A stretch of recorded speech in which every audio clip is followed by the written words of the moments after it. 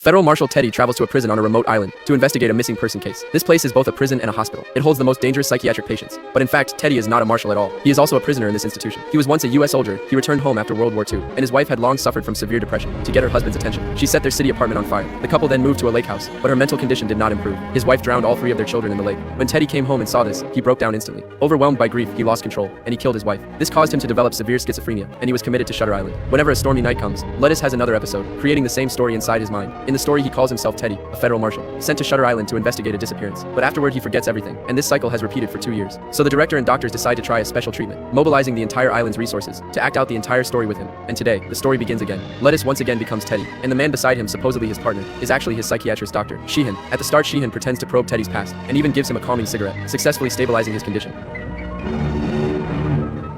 As soon as they step onto the island, Teddy notices the heavy security everywhere, and the guards look extremely tense, because they all know that Teddy becomes extremely violent during episodes. Even though this is just a roleplay, no one dares to relax. Upon reaching the gate, the guard captain explains the facility layout. Ward A holds male patients, Ward B holds female patients, and Ward C on the cliff holds the most dangerous ones. After the briefing, he asks them to surrender their weapons. Sheehan's awkward movement while drawing his gun makes the captain visibly uncomfortable.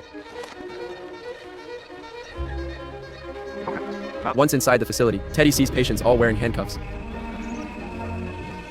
But this is only Teddy's perception, because his mind keeps telling him that there is a dark conspiracy on this island. Teddy and the other were taken to meet the warden. They presented a pass. The infrared scanning device was completely fake, but Teddy didn't notice. After meeting the warden, they discussed the case to investigate. The missing person this time was named Rachel. She had mysteriously disappeared the day before. Regarding her situation, the warden even exaggerated the details. He said she was extremely dangerous, having drowned her 3 own children by hand. She also suffered from schizophrenia, believing this place was not a prison, but a home in her imagination. Every point the warden mentioned was a tragic mirror of Teddy's real life. Yet Teddy still hadn't realized it, just felt a headache instinctively, as he listened. Next, Teddy went to Rachel's room to investigate. He easily found a note left by Rachel. On it was written, the rule of 4 and also, who is 67. This was a hint deliberately left by the warden, but Teddy couldn't understand it at all. Then Teddy went to investigate the seaside. The guards had been waiting for a long time and started acting for him, but some were clearly distracted, not even wanting to perform. Teddy asked about the cave under the cliff, whether Rachel could be hiding there. The captain said it was covered in poisonous vines, impossible to climb by hand. Next was the old lighthouse nearby. It was a sewage system, and had already been searched. Teddy silently noted all this. He felt it was all a conspiracy. After dinner, Teddy started questioning the night staff. They had all rehearsed their lines, all claimed they strictly followed their duties, and that no one could escape. But one of them added a line unexpectedly.